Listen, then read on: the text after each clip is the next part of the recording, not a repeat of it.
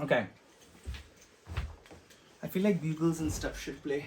What's interesting is I actually don't know if I'm in the shot at the moment. Do you want me to have a look? Yes, please. Is that okay? Because you're in the corner Yeah. there. Yeah, you're in the shop. Cool. Fine. Awesome. So how do you want to start? I guess we've already. How do you want to start? I feel like an intro is like very formal. Sorry. That was not even a good bass sound, but I think that was started in the most. I think that's acceptable. And considering task initiation is we just started. Yeah. However we started doesn't matter. So thank you very much for showing up. I know my place is in the sort of middle of over, but you got a fidget spinner that is custom 3D printed for you. How many fidget spinners do you have that were custom? Oh, none that are custom, but I do have a lot. Okay, fair enough. But this is a lot of fun. I like when something feels nice. Tactile sensations. Yeah, and this just feels very ball-like. It's really Okay, nice. so what about this? This is. Oh yeah.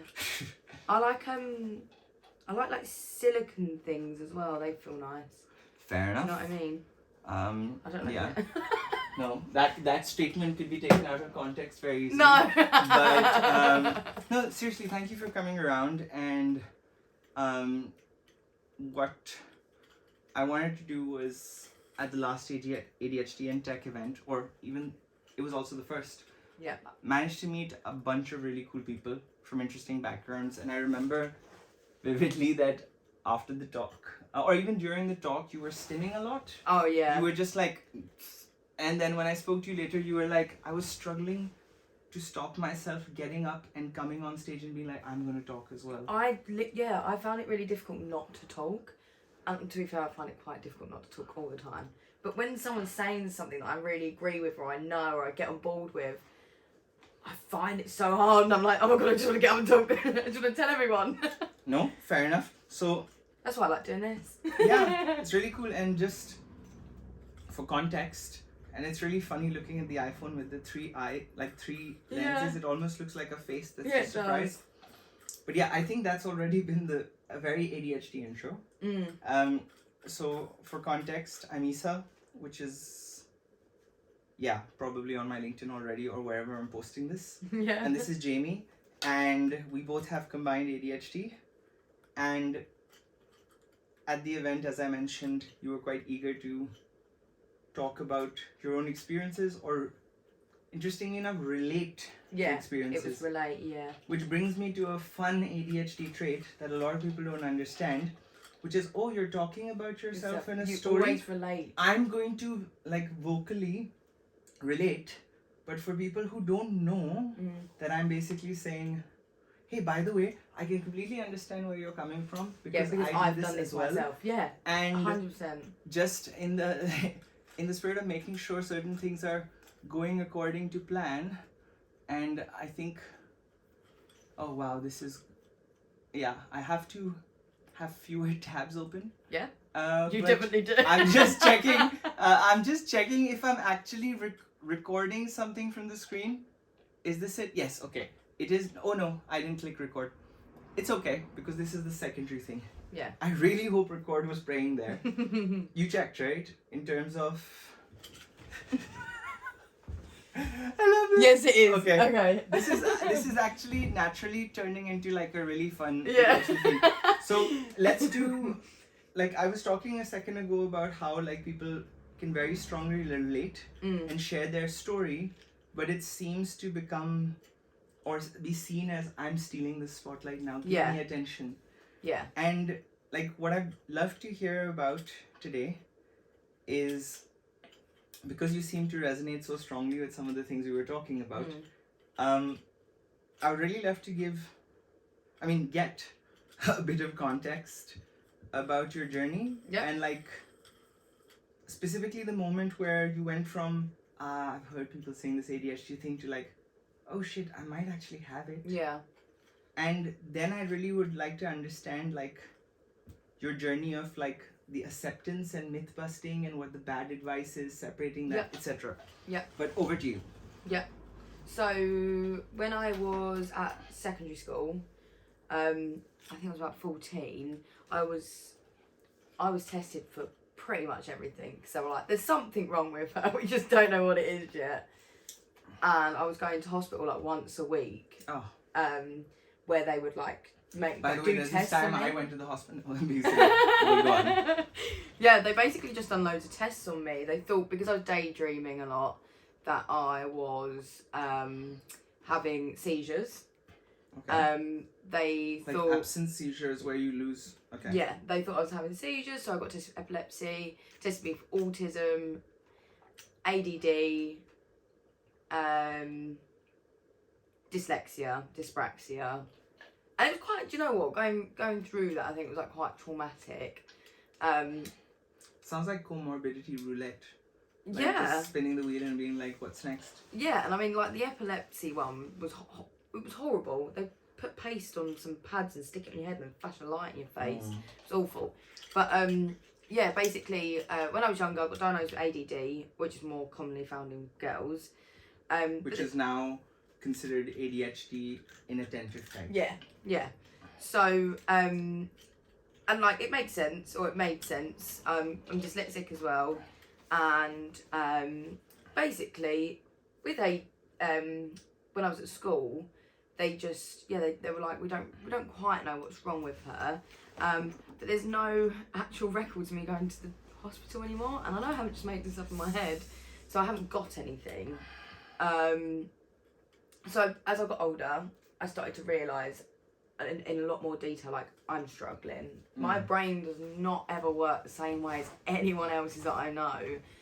And everyone used to just always say, you think quite outside the box, don't you? You get distracted quite a lot, don't you? And I think for me, I was just like, I don't understand why no one else is not got the same ideas, or why no one else is acting the same way, or how can you all focus for that long? I don't get it, you know. And I think that was like when I started to realise that I needed to get get a hold of my life. Because if you're undiagnosed, I think you can feel like, I saw a post that said being undiagnosed with ADHD is like being given a game to play that's set on hard mode with no instructions, and that's life.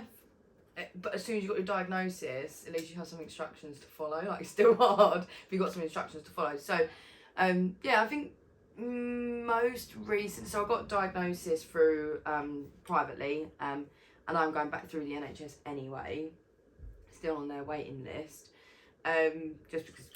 This is for titration and medication, I presume. So you, just to recap, you got a diagnosis when you were younger, but then you went back to that place and they're like, we don't have records. Yeah, so on none of my doctors. Funnily enough, something similar happened with me, but with my birth certificate. I was going to uni and I was like, hey mom, hey dad, can I have my birth certificate? They're like, we lost it. And it's pretty, I don't know if you've ever managed, or you've ever had the misfortune of going through like a bureaucratic process in Pakistan. It's like, oh, that's really difficult, but it's quite tricky sometimes, whether it be institutions, because I had to get a replacement, it's impossible. Yeah.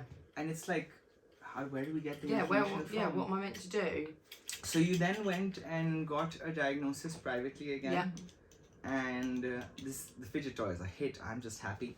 I love it. But you got a diagnosis again, but I presume the whole titration process and things are... It's so expensive. And I'm not paying £50 to £100 per month for medication. Yeah. Like, it's actually ridiculous. So I know, do you know what I mean? Like, I'm... Because I've got combined ADHD, obviously, I think I just get...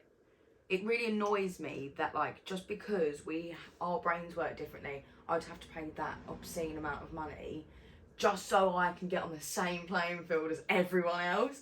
And it really irritates. It's not my fault I'm like this. No, but it's also not a bad thing, do you know what I mean? But it is hard. So, just for context for anyone watching, all two of you, But the thing about ADHD is, I know a lot of people I've spoken to, and it's been like, oh yeah, everyone's a bit ADHD. My favorite is I'm a little bit OCD. I'm like,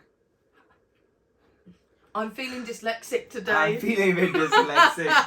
It's like calling up and be like, oh, what's wrong today? Dyslexia. Yeah. It's just, although I've had days like You're that. not sick.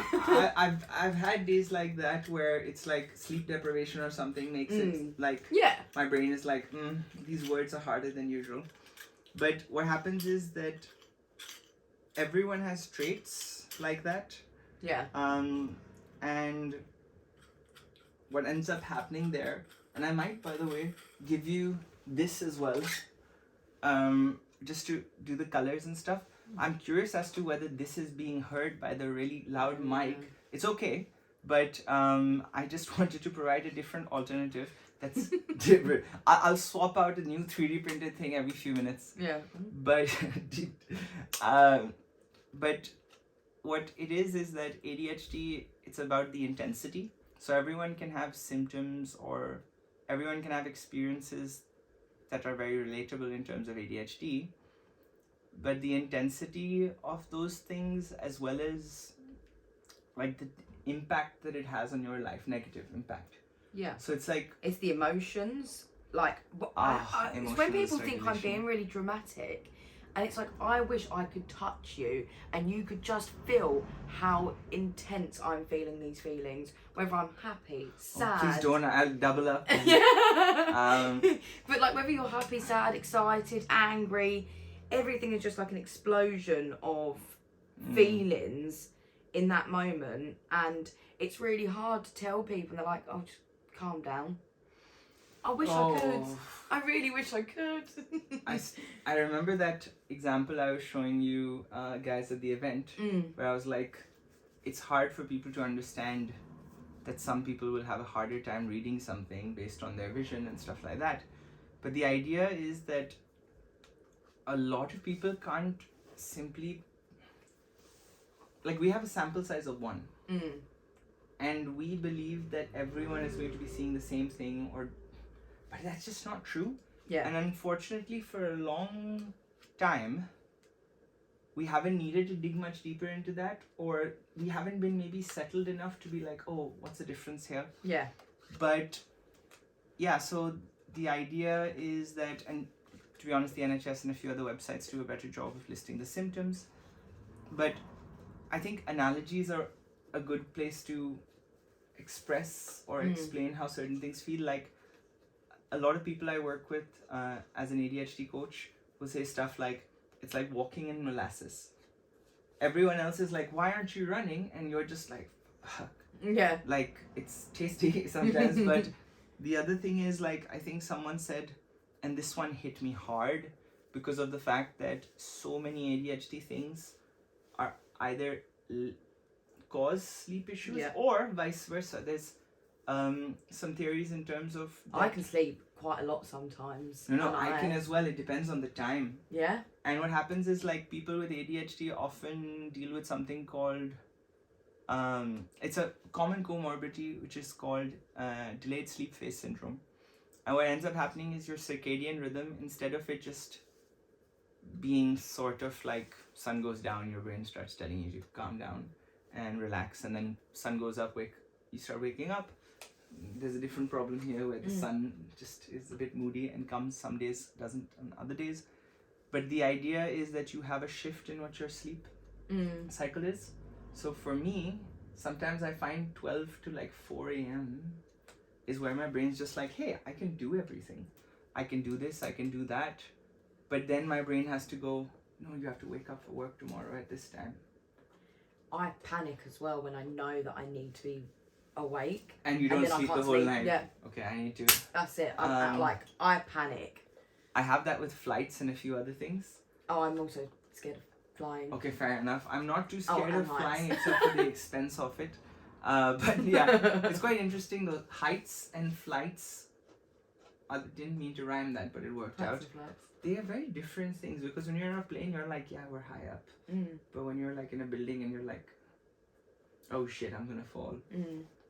But yeah, just going, and I think I need to pay for one of those high quality. Actually, that was a shit rewind sound. Sorry. I think like you've expressed like your journey in terms of how you got here, and just so I can double check, because I know I don't want you to miss your train. What time did you have to wrap up? It's 9 minutes past 8 my train, so I probably need to leave here at like Okay.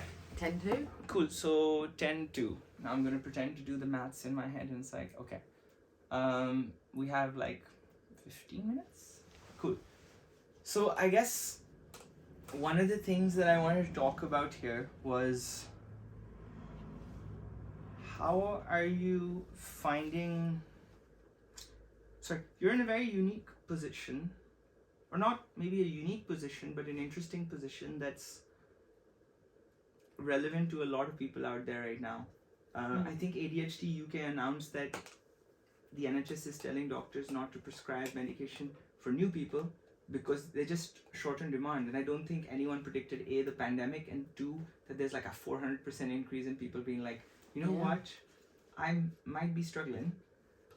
But you're in the middle of this process in which you're going from, okay, I know I have ADHD, but as you go into your career mode, and as you're now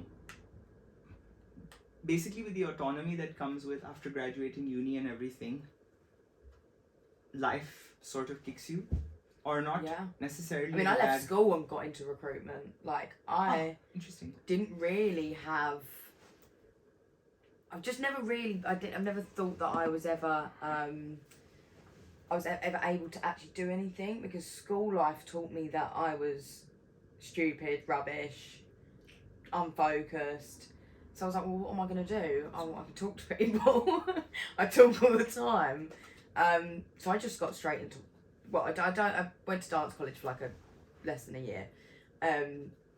But yeah, I just went straight into recruitment, and that's how I've always been.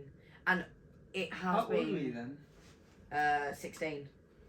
Wow, 17, so you left college and... I was 17, yeah. Okay, that must have been scary. Or not scary, maybe coming from the See, place where you were, yeah, where everyone was telling you that be focused, you're not doing this right, it might have actually been freeing. Do you know what? I think when people... This is going to sound really sad. When people say to you, you know, your school years are going to be the best years of your life, I honestly, you couldn't pay me £1 million to go back. They just alienated me and made me feel like I was just some absolute weirdo that had no idea how to just like look after herself. And I think that's such a big like misconception. Yeah, okay, I am forgetful. I'm really rubbish with directions. I can't tell you how to get to the shop round the corner from my house because I can't do that. I can hyperfixate on people and food, and I can become obsessed with things. I do have a new hobby every 3 seconds, but that 3 seconds, that's an impressively long like, delaying of gratification. I was like, whew. Yeah, but like I can be all these things, but it doesn't mean I can't look after myself. Do you know what I mean? But you always get told, you get taught that because you're not fitting or you don't confide to like the norm, you can't look after yourself. You need extra. Yeah, my dad used to say that I wouldn't be able to afford like a 1-bedroom. And this is back in Karachi, so they would have been significantly cheaper, a bit less safe. But he used to talk about how I wouldn't be able to like afford like just running the lights at home. And I remember having that concept, and like it's quite interesting, but every time someone talks to me about these kind of things, I find that I've built up a lot of muscle in terms of framing things differently, both because of design and another thing, which is my mentorship has been a really interesting way of overcoming some of the issues that I would otherwise run into, because I realized with RSD I can see it in lots of people, but it's not for me. So I defend them, like I aggressively defend them from themselves. And what happens is over time I've built that muscle that it actually, I'm able to use a bit of that towards Yeah. me. But can I ask, like, in terms of what I find really crap sometimes is the polarization or the binary nature of, like, it's either good or bad. And to be fair, like, ADHD is also defined by surprising, like, counterintuitive opposites. Like, you can be overstimulated and understimulated sometimes at the same time. Yeah. I'm bored, but I'm panicking. Mm. But the thing is, there's a lot of subtlety, and which is often not something that is assigned to people with ADHD. If you don't pay attention or know what you're looking for sometimes, or know how to support that person, it's easy to see the noise, basically the signal to noise ratio is not great. But there's a lot of people who are who have ADHD who are doing incredibly cool things, who can do stuff that other people just find overwhelmingly difficult. Yeah. And there's like an inverse relationship. It's like, ask them to send an invoice, no. But is that per se bad? Versus them being able to, like, build a prototype engine for a rocket ship. So just specifically what I was curious about is, how have you gone from the time where you were like, okay, here's the stuff that was wrong with me, like, that people were saying constantly to you, sorry. What was the journey, or was there any one single thing? Was there a collection of things? Was it the job market where you were actually in a place where you could use one of your strengths, which is evidently talking to people and hyper empathy? Yeah. So, like, what sort of created that transition into how you feel now?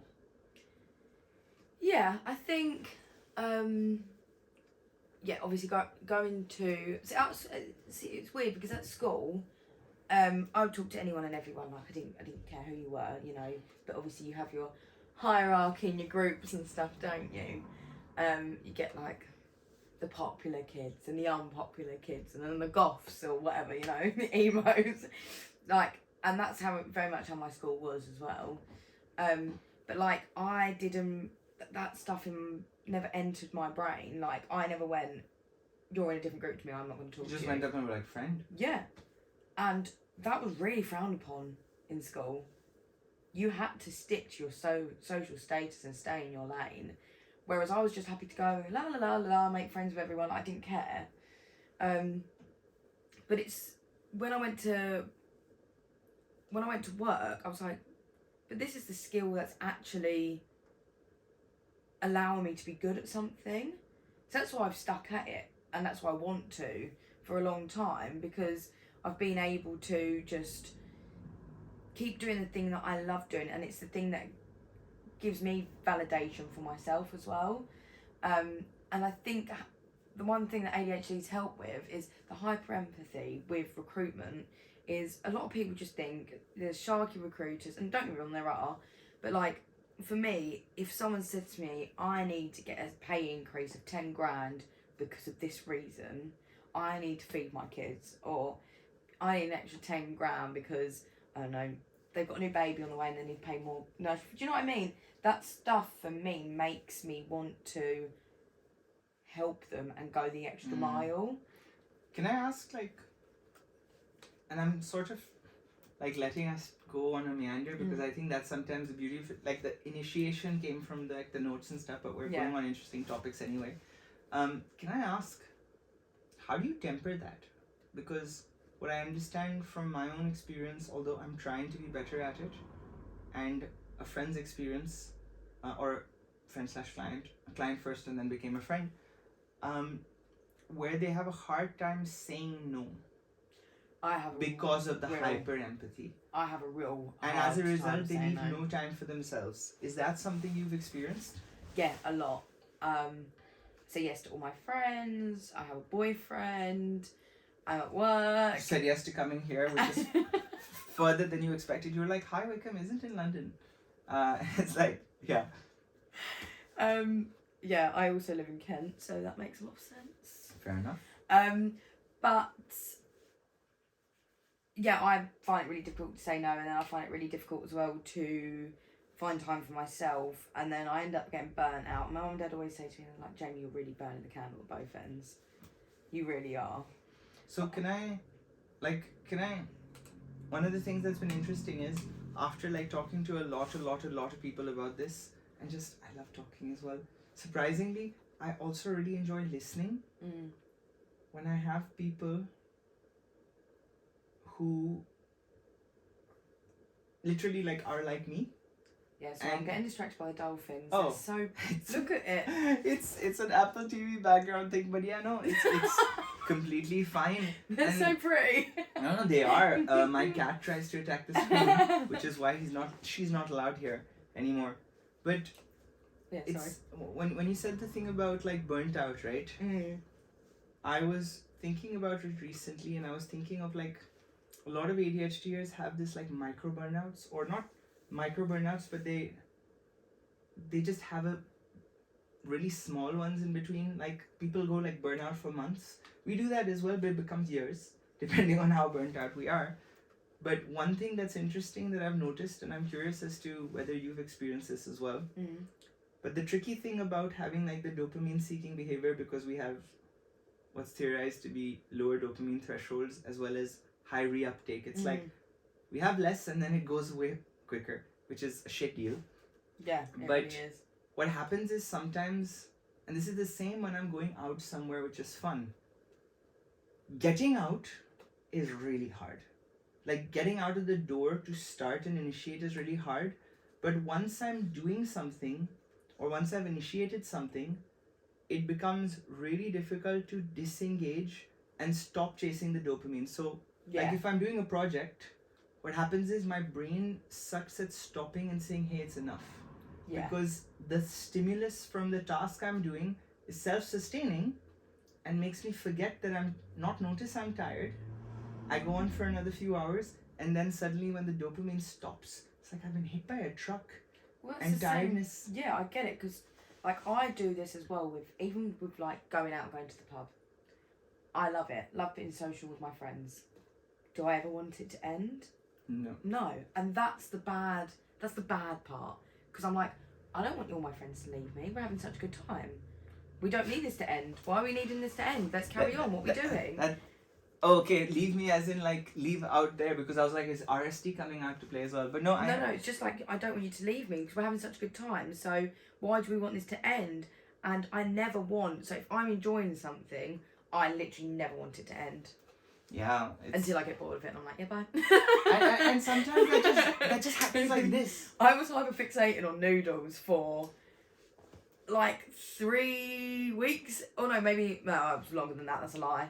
And then one day I just was like... Well, it's a good way to pass to the time. Sorry. That was good. Thank you. But yeah, I just literally, one day I just went to go eat my noodles and I was like, you don't have the same effect anymore, and I don't like you anymore. It's really odd what you mentioned, and it's very relatable, because I will have these periods where I'm like, oh no, this is my new obsession, or this is the thing I want to do. I never noticed it though before I was properly diagnosed. I didn't notice it. So when I would be like, I've got to have a milkshake every single day of my life, and like, and do you know what's quite bad? I've hyperfixated on KFC. Do you know how bad that is? Guess what I'm getting tonight? You already didn't enable. I told my wife that I was gonna say like, oh, by the way, since you're coming around, let's order pizza. And I was like, she didn't enable me, and she's like, I would have enabled you. And I was like, yes. But no, go on. All I can think of is KFC now. Yeah, well, yeah, I literally hyperfixated on KFC for ages, and I'm like, but the thing is, if you're not getting what you want, like most normal people will have like, oh, I can't say normal, can I? Sorry, most neurotypical people, they will crave something. It's not that, like, I know some people may see like normal as a bad word, but the thing is, there is no such thing. No, yeah. Because like normal is usually associated with atypical, or what the majority has. But go on, please. Yeah. So yeah, basically they have like a normal. That's right. Oh, stop saying normal. they basically, if they have a craving just for, oh, I really fancy this, I don't just fancy it, like, I need it. And I try to explain it to people, like ADHD, it's like, so dopamine, if you think like drinking's addictive or drugs are addictive or smoking's addictive, like we're literally addicted to dopamine. Oh, I think everyone Like, is sort of, but the problem is that we don't get enough. No, so It's we're like, always constantly chasing it. I was speaking to someone who was quite hard on themselves about some things, and they were like, they didn't do the fun stuff either. So they would just beat themselves up, like metaphorically, and just be like, no, I need to do this. I need to just get it done, and I can't do anything without. And what I was asking them is like, they were quite buff. I was like, what if someone gave you an apple every day and that's your only food? He's like, I'd get really hungry and stuff. So I was like, same thing here. So just because I want to make sure train stuff is cool, can I ask, in terms of I think this is gonna have to have a part 2, because I'm really interested in, and I was talking to you about just before we started, in which I talked about some HR things, and you're what it's called the task positive function, task positive network. Sorry, you just go like, someone pulls like a string up, and you're like, oh, this is the concept, and this, because it's like, here's an engaging thing. So can I ask, what is a sort of process, mechanism, whatever you want to do or call it, that you use to sort of manage one aspect of your ADHD to a good degree? Like, is there some fun thing that other people could learn from, or useful thing? I'm still figuring it out, if I'm being honest. Fair enough. I don't know. I think just, I try with myself, like with work and stuff, I try to either gamify stuff, or I've got to be like completely militant and strict. Fair enough. Because otherwise I just won't be able to get anything done. But I'm still trying to figure out myself how to keep my motivation there for certain things. Because once my brain tells me no, or I don't want to do this, or actually I'm done with whatever the task is, if my brain sits there and goes, we ain't doing this, you best believe I'm not. I physically can't. Like, I can't. I completely understand. And can I just ask, as in one more bite size piece, what do you think like companies these days are doing wrong in terms of supporting ADHDers? I can tell you this, because this is something that is like I see in like businesses, is do your research on like neurodiversity in general, and specifically with ADHD. Just have a look. What are the symptoms? What do they need? Like, what do people like us need to be kept motivated? And don't see it as, oh, they're getting extra, they're getting like extra things, or we're gamifying it, or no, we're getting on the same playing field. So it's called equity. Cool. So just to understand, what you mean is that in the before trying to help someone with ADHD, make sure you first understand what ADHD is and how it works. Yeah. So brilliant. So just to make sure you get the train, did you want to do the honors of just getting this with the... Just don't hit my phone, because that will just... Okay, fair enough. But yeah. Brilliant. But don't worry. So yeah, this is a 3D printed lightsaber that ran out of filament and went weird. But thank you so much for coming around. I'll try to find somewhere which a halfway point next time. But yeah, this is sort of it that I wanted to. Right. So thank you so much. And let me actually stop this. Thank you. Thank you. No worries. Sorry, it was a bit of a